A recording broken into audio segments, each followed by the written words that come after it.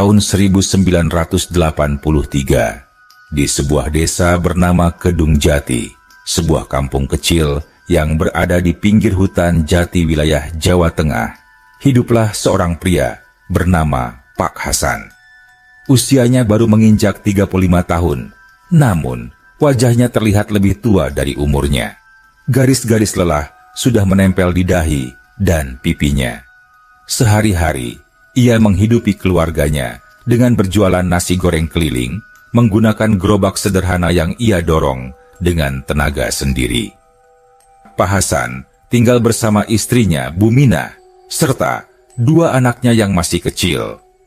Tono berumur 8 tahun dan Sari yang baru masuk sekolah dasar. Kehidupan keluarga itu serba pas-pasan. Kadang, uang hasil jualan hanya cukup untuk membeli beras sehari dan sedikit lauk. Namun, mereka tak pernah mengeluh berlebihan. Buminah selalu berkata, asal anak-anak bisa makan dan sehat, itu sudah cukup. Suatu sore di awal bulan, Pak Hasan menatap gerobaknya yang sudah mulai reyot. Roda kayunya sering macet dan catnya sudah mengelupas. Ia duduk di bangku kecil depan rumah sambil mengelus dagunya. Gerobak ini kayaknya nggak bakal kuat lama lagi, Minah, katanya pelan. Bu Minah yang sedang menjemur pakaian hanya tersenyum tipis. Kalau ada rezeki, kita ganti, Mas. Jangan dipaksa juga, nanti malah pas lagi jalan rodanya copot. Pak Hasan hanya mengangguk. Diam-diam, ia menyimpan keinginan untuk punya gerobak baru. Ia ingin terlihat lebih pantas saat jualan, juga agar orang lebih percaya bahwa dagangannya bersih dan layak. Namun ia sadar, menabung dari hasil jualan keliling sangatlah berat. Malam itu, setelah anak-anak tidur, Pak Hasan masih duduk di teras rumahnya. Angin malam dari arah hutan jati berembus, membawa suara-suara jangkrik bercampur lolongan anjing di kejauhan. Desa Kedung Jati memang desa kecil yang tenang, tetapi banyak cerita aneh yang beredar di kalangan warga. Ada cerita tentang orang yang tersesat di hutan, lalu bertemu kampung asing yang tak pernah ada sebelumnya. Ada pula kisah pedagang keliling yang tiba-tiba mendapat pelanggan banyak, tapi setelah dihitung, uangnya berubah menjadi daun kering. Pak Hasan mendengarkan cerita itu hanya dengan senyum tipis. Baginya, selama ia bisa mendorong gerobak, menggoreng nasi, dan pelanggan mau bayar, itu sudah cukup. Ia tidak ingin mencampuri urusan yang tak masuk akal. Beberapa hari kemudian, nasib baik seakan berpihak padanya. Seorang tetangga bernama Pak Darto yang bekerja sebagai tukang kayu menawarkan sebuah gerobak bekas, tapi masih bagus. Rangkanya kuat, rodanya besi, dan ada lampu kecil berbaterai di bagian atas. Ini cocok buat jualan, San. Aku mau jual murah aja, butuh duit cepat. Kalau kamu minat, ambil aja. Bayarnya nyicil nggak apa-apa, kata Pak Darto. Hati Pak Hasan berbunga. Ia langsung setuju. Malam itu juga, ia membawa pulang gerobak baru yang sederhana, tapi kokoh itu. Buminah hanya menggeleng, setengah senang setengah khawatir. Semoga beneran bisa narik rezeki, Mas. Jangan sampai malah bikin tambah berat. Pak Hasan mengangguk mantap. Insya Allah, Min. Yang penting kita usaha. Malam pertama ia berjualan dengan gerobak baru, terasa berbeda. Pak Hasan mendorongnya dengan semangat, meski peluh bercucuran. Lampu kecil di atas gerobak membuat nasi gorengnya tampak lebih menarik. Aroma bawang putih yang ditumis bercampur kecap manis cepat menyebar ke udara. Beberapa pemuda desa yang nongkrong di pos ronda langsung memanggilnya. Nasi goreng, San, 1 porsi pedas. Pak Hasan bekerja dengan cekatan. Suara ces wajan bertemu minyak panas terdengar nyaring di tengah malam. Porsinya laris, dan dalam waktu singkat dagangannya habis.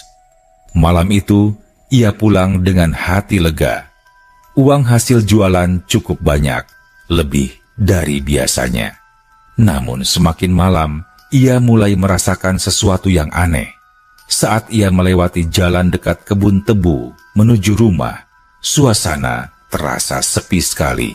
Padahal biasanya masih terdengar suara anak muda main gitar atau bapak-bapak ngobrol di warung kopi. Kali ini hanya ada suara angin menderu. Pak Hak Hasan sempat berhenti. Lampu kecil di gerobaknya bergetar ditiup angin. Cahayanya redup. Ia menghela napas, lalu mempercepat langkah. Begitu sampai rumah, ia baru bisa bernapas lega. Larismin. Tapi, tadi pulangnya sepi banget. Kayak nggak ada orang sama sekali. Katanya sambil membuka kotak uang. Bu Minah menghitung hasil malam itu dengan senyum lega. Alhamdulillah mas, jangan dipikirin aneh-aneh. Namanya juga malam, mungkin orang udah pada tidur. Pak Hasan mengangguk, walau hatinya belum sepenuhnya tenang. Hari-hari berikutnya, jualannya makin ramai. Bahkan beberapa kali ia melihat orang-orang yang tidak dikenalnya ikut membeli. Mereka sopan, wajahnya ramah, dan selalu bilang, "Nasi gorengnya enak pak." Tapi setelah mereka pergi, Pak Hasan merasa heran. Ia tak pernah melihat orang-orang itu di desa. Suatu malam ketika menghitung hasil jualan, Bu Minah tiba-tiba terdiam. Tangannya memegang beberapa keping uang logam yang bercampur dengan kerikil kecil berwarna abu-abu. "Mas, ini apa? Kok ada kerikil di kotak uang?" Pak Hasan terbelalak. Ia meraih kerikil itu, merasakannya dingin di telapak tangan. Ia ingat jelas, semua pembeli tadi membayar dengan uang. Tidak ada yang menyerahkan kerikil. Hening sejenak di antara mereka. Suara malam di luar terdengar lebih nyaring. Mungkin nyelip pas ada anak kecil mainin, kata Pak Hasan menenangkan hati sendiri. Besok kita lihat lagi. Namun, sejak malam itu, benih keganjilan mulai tumbuh. Sejak malam, ditemukannya kerikil di antara uang hasil jualan. Pikiran Pak Hasan mulai bercabang. Setiap kali ia mendorong gerobaknya keluar rumah, bayangan tentang kejadian itu kembali menghantuinya. Namun kebutuhan hidup tak bisa ditunda. Nasi goreng tetap harus dijual. Anak-anak butuh makan. Sari butuh uang sekolah, dan Bu Minah harus belanja ke warung tiap pagi. Maka, meskipun hatinya was-was, malam itu Pak Hasan tetap menyalakan lampu kecil di atas gerobaknya dan mulai berkeliling. Ia memutar rute seperti biasa. Dari ujung desa, melewati warung kopi Pak Darto, lanjut ke pos ronda, lalu ke jalan dekat kebun tebu. Malam itu terasa sepi. Hanya ada suara kentongan ronda terdengar sesekali dari kejauhan. Di dekat kebun tebu itulah sesuatu mulai terasa berbeda. Pak Hasan melihat sekumpulan orang duduk-duduk di pinggir jalan. Mereka tampak asing, mengenakan pakaian jadul seperti baju lurik dan jarik, meski ini sudah tahun 80-an. Saat melihat Pak Hasan lewat, mereka tersenyum ramah dan memanggil, "Pak, nasi gorengnya 1 porsi, ya?" Pak Hasan berhenti. Meski bulu kuduknya sempat meremang, ia tetap melayani mereka dengan sopan.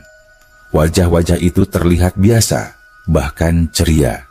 Mereka membayar dengan uang logam perunggu. Pak Hasan sempat heran, sebab bentuknya seperti uang kuno. Tapi ia tak banyak bertanya. Setelah selesai, ia melanjutkan perjalanan. Lampu kecil di gerobak bergoyang-goyang ditiup angin. Jalan desa makin sepi, hanya cahaya bulan yang menemaninya. Sesampainya di rumah, ia langsung menghitung hasil jualan. Uang kertas dan logam bercampur jadi satu. Tapi, di antara tumpukan itu, lagi-lagi ada beberapa kerikil. Kali ini jumlahnya lebih banyak, hampir segenggam. "Mas," suara Bu Minah bergetar. "Kok bisa kerikilnya makin banyak?" Pak Hasan menghela napas panjang. Entahlah. Nah, aku jelas lihat mereka bayar pakai uang. Masa iya tiba-tiba jadi kerikil? Malam itu mereka hampir tak bisa tidur. Suara angin dari hutan jati makin keras, seperti seseorang berbisik di antara ranting. Keesokan paginya, saat Buminah hendak membuang kerikil itu, ia terpekik kecil. Tangannya gemetar. Mas, lihat ini. Kerikil-kerikil yang semalam ia letakkan di meja, kini berubah menjadi uang logam asli. Ada yang berupa 100 rupiah bergambar rumah gadang. Ada pula yang pecahan 50 rupiah bergambar burung cendrawasih. Semuanya mengkilap, seolah baru keluar dari percetakan. Pak Hasan terpaku. Antara takjub dan takut, ia mengucek matanya, memastikan itu bukan mimpi. Masya Allah, katanya lirih. Jadi beneran uang? Buminah menatap suaminya dengan wajah cemas. Kalau ini beneran uang, berarti yang beli kemarin itu siapa, Mas? Orang beneran atau... Kalimat itu sengaja ia hentikan. Takut kalau dilanjutkan, justru membawa hal buruk. Hari itu, meski hatinya penuh tanda tanya, Buminah tetap menggunakan uang logam itu untuk belanja di warung. Anehnya, tak ada masalah. Uang itu diterima seperti biasa. Warung Pak Mardi tetap melayani, bahkan sempat bercanda. Wah, uang logamnya masih kinclong, Bu. Kayak baru keluar dari bank. Buminah tersenyum kaku. Dalam hati, ia makin bingung. Malam berikutnya, Pak Hasan kembali berjualan. Hatinya was-was, tapi juga penasaran. Ia sengaja melewati jalan dekat kebun tebu lagi. Benar saja, sekumpulan orang yang kemarin duduk di pinggir jalan kembali terlihat. Kali ini lebih ramai. Mereka memanggil dengan antusias. Nasi gorengnya 2, Pak. 3 di sini, Pak Hasan. Pak Hasan tertegun. Mereka memanggil namanya, padahal ia tak pernah kenal. Dengan tangan agak gemetar, ia memasak pesanan mereka. Bau nasi goreng kecap bercampur asap minyak goreng menyebar di udara malam. Orang-orang itu makan dengan lahap sambil tertawa-tawa. Ketika membayar, kembali uang logam diberikan. Namun kali ini, Pak Hasan memperhatikan dengan lebih teliti. Uang itu terasa dingin, lebih dingin dari biasanya. Dalam perjalanan pulang, rasa merinding tak bisa ia bendung. Jalan desa begitu sunyi. Suara jangkrik dan burung hantu terdengar lebih jelas. Sesekali angin berembus membawa aroma bunga melati yang anehnya tercium begitu kuat. Sampai di rumah, kotak uang ia buka bersama Buminah. Lagi-lagi, di antara uang logam ada kerikil. Jumlahnya makin banyak. Mas, aku takut. Jangan-jangan kita dagang sama makhluk yang bukan manusia, ucap Buminah dengan suara pelan. Pak Hasan terdiam lama. Pandangannya kosong, menatap ke arah kerikil itu. Dalam hatinya, ia mulai bertanya-tanya, apakah benar ia sudah masuk ke wilayah yang bukan seharusnya? Namun rasa penasaran justru makin besar. Sebab, bagaimana mungkin kerikil itu bisa berubah menjadi uang? Apa mungkin ada maksud tersembunyi di balik semua ini? Malam-malam berikutnya, kejadian itu terus berulang. Dagangannya laris, selalu habis. Namun selalu ada kerikil di antara uang. Dan setiap paginya, kerikil itu berubah menjadi logam asli. Pak Hasan mulai menyimpan rahasia itu dari tetangganya. Ia takut jadi bahan gosip. Hanya Buminah yang tahu, dan ia pun makin sering menasihati suaminya. Mas, jangan sering lewat jalan kebun tebu itu. Aku nggak enak hati.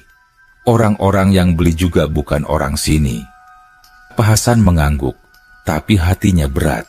Sebab justru dari jalan itulah rezekinya melimpah. Suatu malam, saat hendak menutup gerobak, seorang pembeli asing menatapnya lama. Wajahnya pucat, Senyumnya aneh dan suaranya berat. "Besok, jangan lupa lewat jalan yang sama, Pak Hasan." Ucapan itu membuat darah Pak Hasan serasa berhenti mengalir. Ia hanya bisa mengangguk kaku. Dan sejak malam itu, ia sadar dirinya sudah mulai ditarik masuk ke dalam sesuatu yang tak bisa ia kendalikan. Malam itu, setelah mendapat pesan aneh dari pembeli asing, hati Pak Hasan diliputi rasa resah. Ia hampir tak bisa tidur.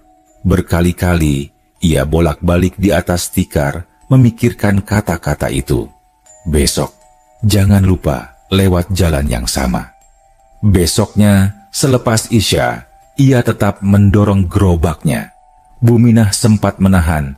"Mas, apa enggak sebaiknya muter lewat jalan pasar aja? Jangan ke kebun tebu itu."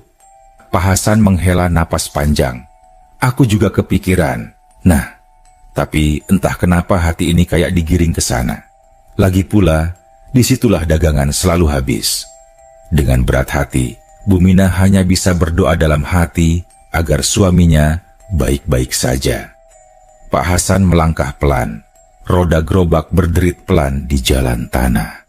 Udara malam terasa lebih dingin dari biasanya. Jalan dekat kebun tebu itu tampak lebih gelap, meski bulan purnama menggantung terang. Ketika sampai di tikungan, sesuatu yang aneh terjadi. Jalan yang biasanya lurus menuju sungai kecil, malam itu seakan berubah. Ada cabang jalan baru, sedikit menurun, dengan lampu-lampu minyak terlihat berkelap-kelip di kejauhan. Pak Hasan tertegun. Ia tahu betul daerah situ tidak pernah ada jalan bercabang. Namun anehnya, rasa penasaran justru lebih kuat daripada rasa takut. Ia menelan ludah, lalu mendorong gerobaknya ke arah jalan baru itu. Semakin jauh masuk, suasana makin aneh. Rumah-rumah kayu berjajar di sisi jalan, tapi bentuknya lawas. Atap ijuk, dinding gedhek, anyaman bambu, dan di beberapa teras terlihat orang duduk sambil ngobrol. Wajah mereka ramah, bahkan menyapanya. "Wah, nasi goreng keliling, mari mampir Pak." Tanpa sadar, Pak Hasan sudah berada di tengah sebuah kampung yang tak pernah ia kenal. Namun, kampung itu terasa hidup. Ada suara gamelan samar dari kejauhan.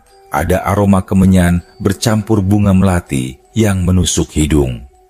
Orang-orang mulai berdatangan. Anak-anak kecil berlari sambil tertawa. Ibu-ibu membawa piring. Bapak-bapak duduk melingkar sambil menyalakan rokok klobot. Semuanya antusias membeli nasi goreng.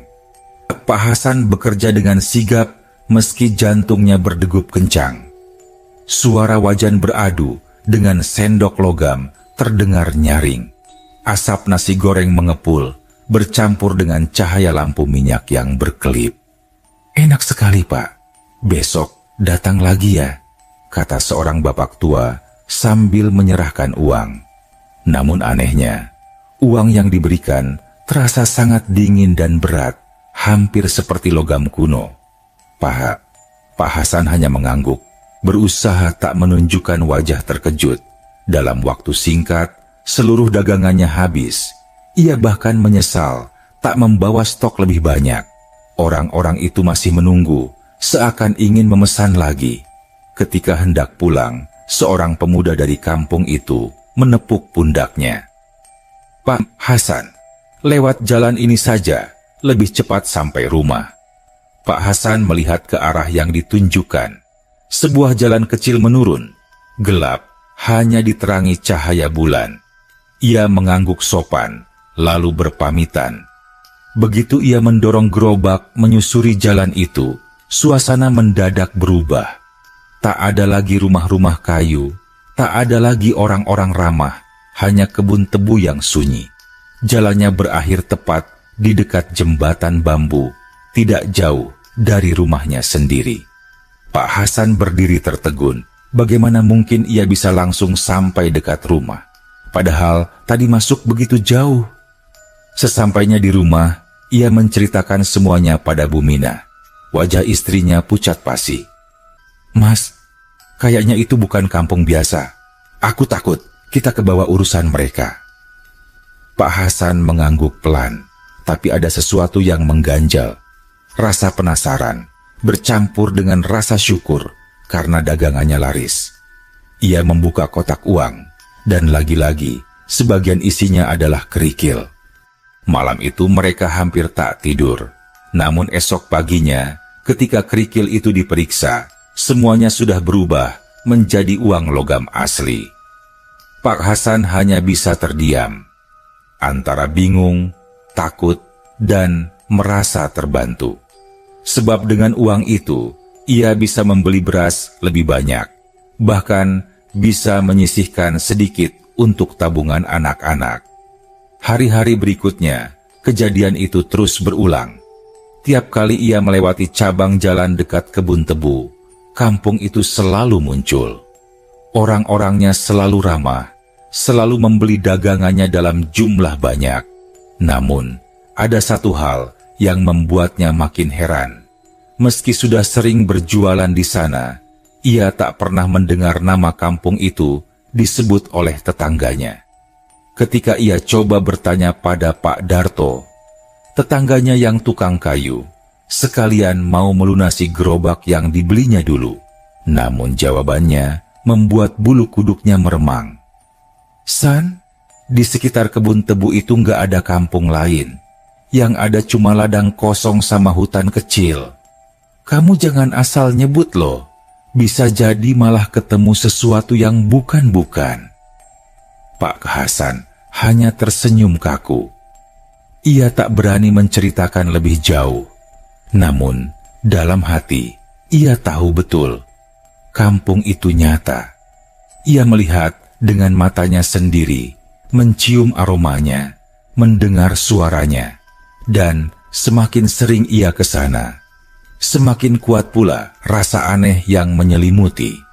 Seolah-olah kampung itu menariknya untuk datang lagi dan lagi. Beberapa minggu sudah Pak Hasan rutin melewati cabang jalan dekat kebun tebu itu. Kampung aneh yang dulu membuatnya merinding, kini terasa seperti langganan tetap. Setiap malam, nasi gorengnya selalu habis di sana. Uang yang ia terima memang sering bercampur dengan kerikil, tapi besoknya selalu berubah menjadi uang logam asli. Hasilnya, kehidupan Pak Hasan mulai membaik.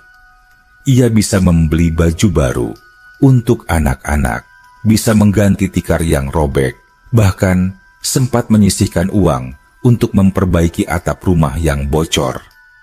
Namun, di balik itu semua, Bu Minah semakin sering gelisah.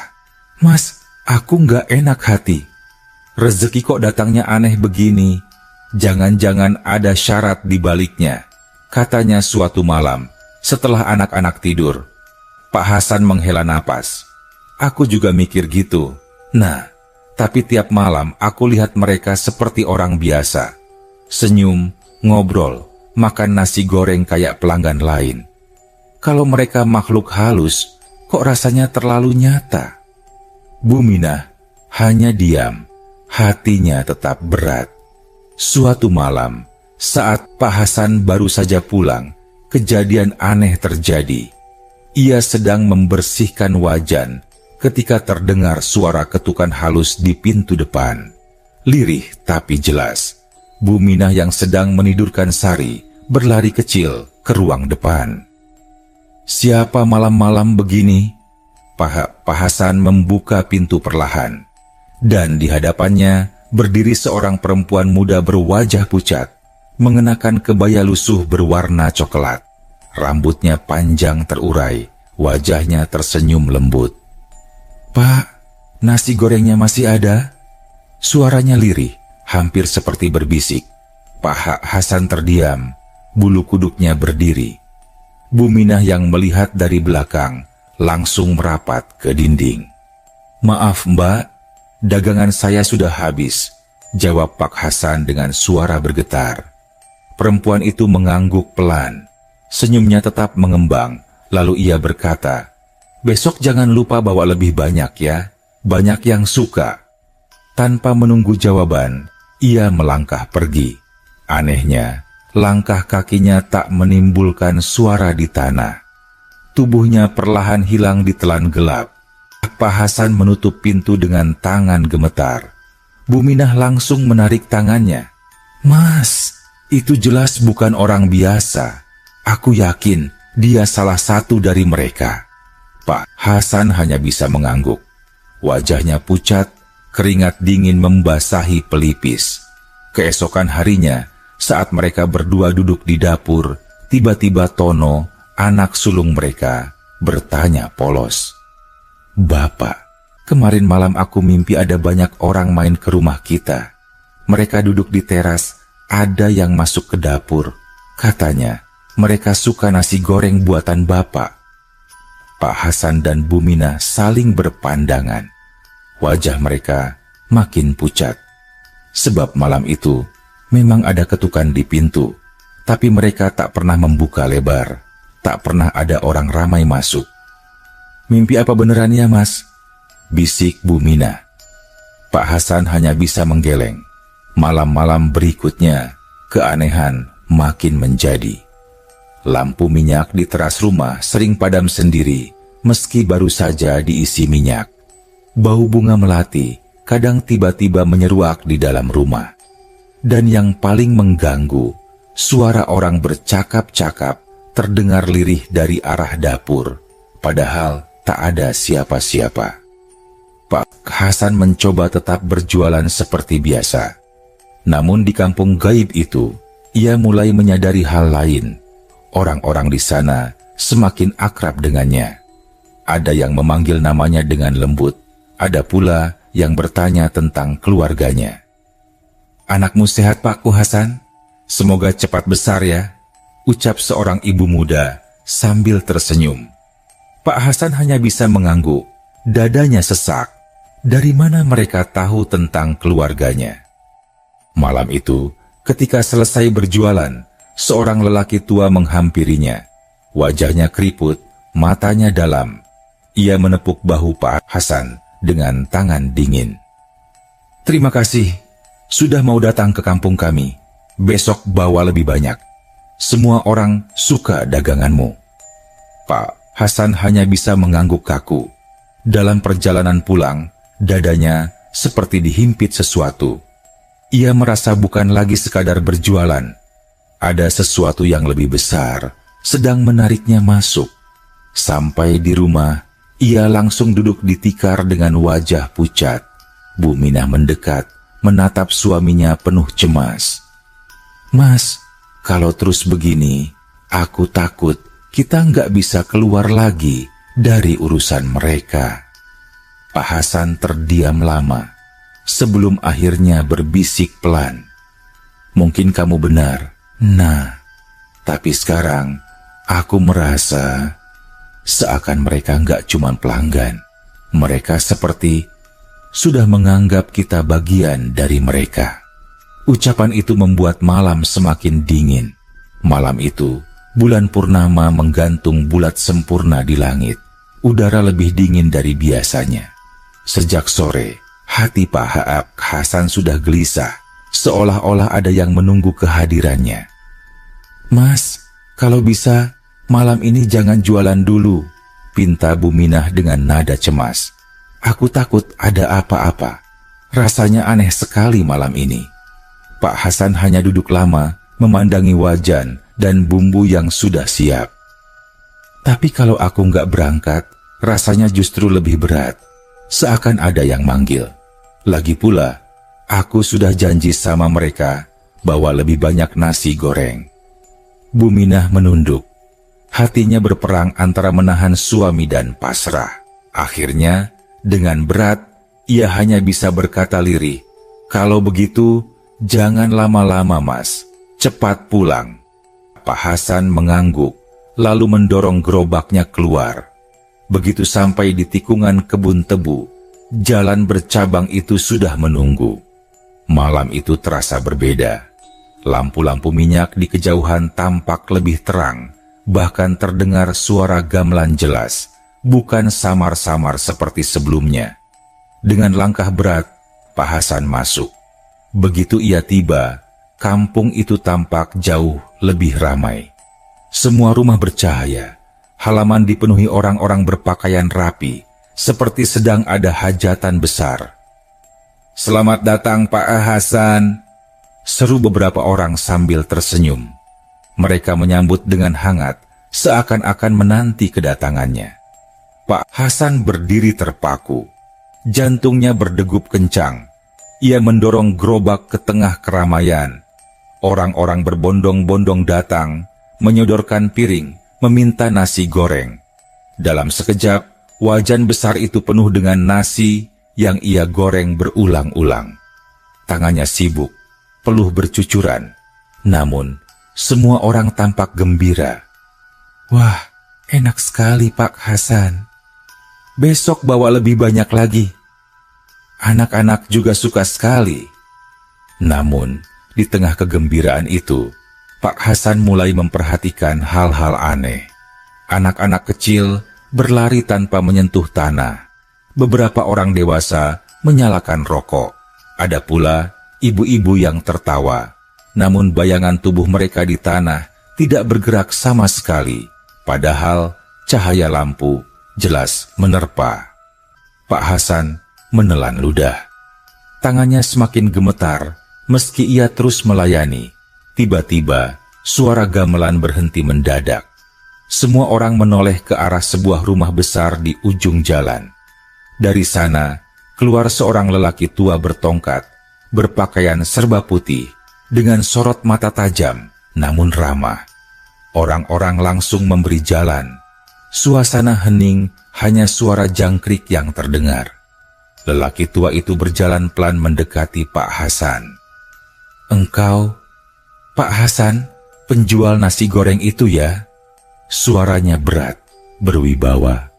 Pak Hasan mengangguk kaku. "Iya Pak." Lelaki tua itu tersenyum tipis.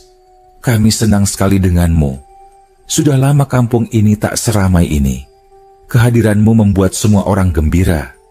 Pak Hasan hanya terdiam. Lelaki itu lalu melanjutkan, "Kalau engkau mau, tinggallah di sini bersama kami.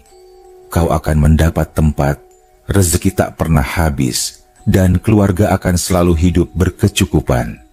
Perkataan itu membuat bulu kuduk Pak Hasan berdiri. Ia tercekat, tak mampu menjawab. Dalam hatinya, ia sadar tawaran itu terdengar menggiurkan. Namun, ia juga sadar kampung ini bukan kampung biasa. Tiba-tiba ia teringat wajah Buminah dan anak-anaknya. Ingat suara mereka, rumah sederhana mereka. Air matanya hampir menetes. Dengan suara bergetar, ia menjawab, "Terima kasih Pak, tapi saya cuma orang biasa. Saya sudah punya rumah, punya istri, punya anak. Mereka menunggu saya di sana. Rezeki sedikit asal halal, itu sudah cukup." Lelaki tua itu terdiam lama. Sorot matanya tajam, seakan menembus hati Pak Hasan. Orang-orang di sekitar menunduk, hening. Akhirnya, lelaki itu tersenyum tipis. "Baiklah, kalau begitu, tetaplah datang sebagai tamu kami. Jangan khawatir, kami tidak akan mencelakai. Justru kami bersyukur kau mau singgah." Pak Hasan mengangguk hormat, meski tubuhnya lemas. Lelaki tua itu lalu berbalik, perlahan masuk kembali ke rumah besar. Suasana kampung pun kembali riuh, gamelan kembali berbunyi, orang-orang tertawa lagi. Namun hati Pak Hasan tetap mencekam. Ia segera menghabiskan sisa dagangannya, lalu berpamitan. Ketika berjalan pulang, seseorang berlari mengejarnya. Seorang bocah kecil berwajah pucat sambil menyerahkan segenggam kerikil. "Ini untuk Bapak, jangan dibuang ya." Pak Hasan menerima dengan tangan gemetar. Bocah itu tersenyum tipis, lalu berlari kembali ke keramaian. Begitu melewati jalan kecil itu, semuanya menghilang. Ia kembali berada di kebun tebu yang sunyi. Bulan purnama menggantung sendirian di langit. Sesampainya di rumah, Bu Minah langsung menyambutnya dengan wajah cemas. "Mas, kamu nggak apa-apa?" Pak Hasan duduk lemas di tikar, membuka genggaman tangannya. Kerikil-kerikil itu berkilau aneh di bawah cahaya lampu minyak. "Nah, mereka bukan sekadar pelanggan. Mereka ingin aku jadi bagian dari mereka." Bu Minah menutup mulutnya, matanya berlinang. Malam itu, mereka berdua hanya bisa duduk berpelukan, mendengar suara malam yang semakin sunyi. Keesokan paginya, sinar matahari masuk lembut melalui celah dinding bambu rumah Pak Hasan. Bu Minah yang masih resah menyalakan tungku, sementara Pak Hasan duduk di sudut dapur, memandangi genggaman kerikil yang semalam diberikan bocah pucat itu. Awalnya kerikil itu tampak biasa, namun saat terkena sinar matahari, warnanya berubah keemasan, lalu perlahan memantul seperti logam. Pak Hasan kaget. Ia segera menuangkannya ke lantai bambu. Kerikil-kerikil itu berubah jadi uang logam 1000-an dan 500-an. Jumlahnya cukup banyak, mungkin setara hasil jualan seminggu. Bu Minah menatap dengan mata terbelalak. "Mas, ini nggak masuk akal. Semalam aku lihat jelas itu cuma kerikil. Kok bisa berubah begini?" Pak Hasan menarik napas panjang. "Aku juga nggak tahu. Nah, tapi sepertinya mereka benar-benar tulus membayar dengan cara mereka sendiri." Hari itu, kabar tentang rezeki Pak Hasan makin terdengar oleh tetangga. Ada yang senang, ada pula yang curiga. Tetangganya, Pak Karyo, suatu sore datang berkunjung. "San, aku dengar daganganmu laris manis sekarang. Kalau boleh tahu, kamu jualan di mana? Kok setiap pulang wajahmu pucat, tapi dompetmu makin tebal?" Tanyanya setengah berbisik. Pak Hasan hanya tersenyum hambar. "Ya, namanya rezeki, yo. Tempatnya agak jauh, tapi ada saja pembelinya." Pak Karyo mendengus. "Hati-hati, San. Aku dengar cerita. Ada orang yang dagang di tempat aneh, akhirnya malah hilang nggak balik. Kalau bisa, jangan terlalu sering. Ingat anak istrimu." Nasihat itu menusuk hati Pak Hasan. Ia sadar memang ada bahaya yang mengintai. Malamnya, ia berniat tidak berangkat. Namun saat ia duduk di teras, terdengar suara langkah kecil. Dari arah jalan, muncul sosok bocah yang semalam memberinya kerikil. Wajahnya pucat, matanya sayu, tapi ia tersenyum ramah. "Pak, kenapa malam ini nggak datang? Teman-teman menunggu." Pak Hasan tercekat. Ia menoleh ke arah istrinya yang ikut melihat dari balik pintu. Bu Minah spontan mengucap istighfar, tubuhnya bergetar. Pak Hasan mencoba bicara pelan. "Nak, Bapak capek. Besok saja, ya?" Bocah itu menunduk. "Kalau begitu, bolehkah aku makan di sini? Aku suka sekali nasi goreng buatan Bapak." Suasana mendadak mencekam.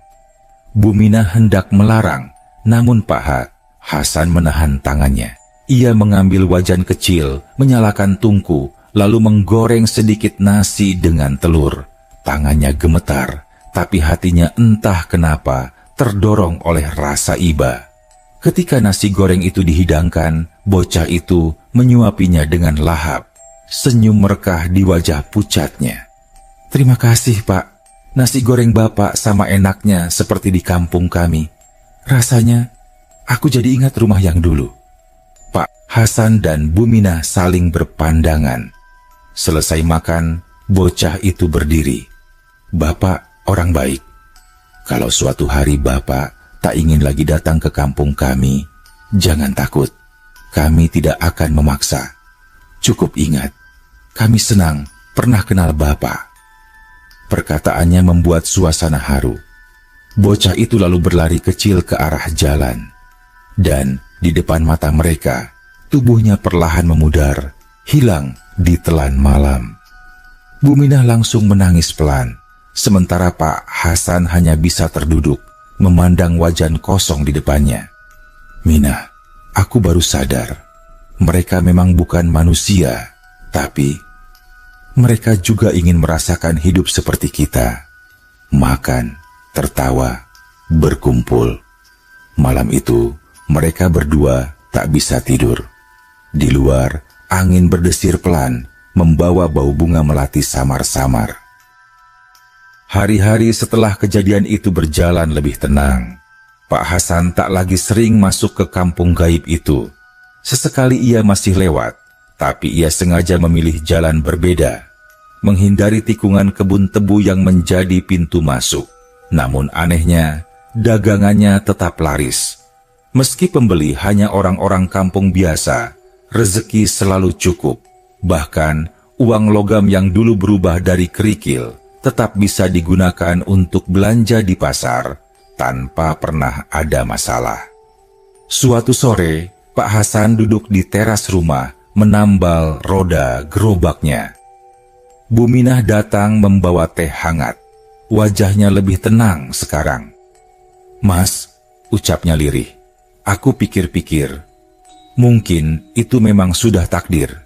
Kita diberi kesempatan melihat sesuatu yang tak semua orang bisa lihat. Dan kita juga diberi rezeki dengan cara yang berbeda. Pak Hasan mengangguk pelan. Iya, nah, tapi aku tetap nggak mau larut di sana. Aku sudah cukup bahagia hidup di sini bersama kamu dan anak-anak. Mereka berdua terdiam, menikmati suara ayam berkokok dari kejauhan dan bau tanah basah setelah hujan. Malam itu, sesuatu yang tak biasa terjadi. Saat Pak Hasan membereskan gerobak, ia mendengar suara gamelan samar sekali datang dari arah kebun tebu. Suara itu berbeda dari biasanya, lebih pelan, seakan-akan pamitan. Ia berdiri lama di depan rumah memandang ke arah sana. Lalu samar-samar, ia melihat sosok bocah pucat yang pernah datang ke rumah. Bocah itu berdiri di kejauhan, tersenyum. Tanpa berkata apa-apa, bocah itu melambaikan tangan, lalu berlari kecil. Dan sekali lagi, tubuhnya memudar, hilang bersama suara gamelan yang makin lama makin pelan, hingga akhirnya lenyap sama sekali. Pak Hasan tertegun, dadanya sesak oleh perasaan aneh yang tak bisa dijelaskan. Ada haru, ada kehilangan, tapi juga ada rasa syukur. Selamat jalan nak, bisiknya lirih. Semoga kau dan kampungmu tenang di sana. Sejak malam itu, kampung gaib tak pernah lagi muncul. Tikungan kebun tebu kembali seperti biasa. Hanya jalan sepi, tanpa suara gamelan, tanpa cahaya lampu minyak. Namun, setiap kali Pak Hasan menggoreng nasi goreng, ia selalu teringat pada orang-orang yang dulu pernah ia layani di kampung itu. Senyum mereka, tawa mereka, dan terutama bocah kecil yang begitu menyukai nasi gorengnya.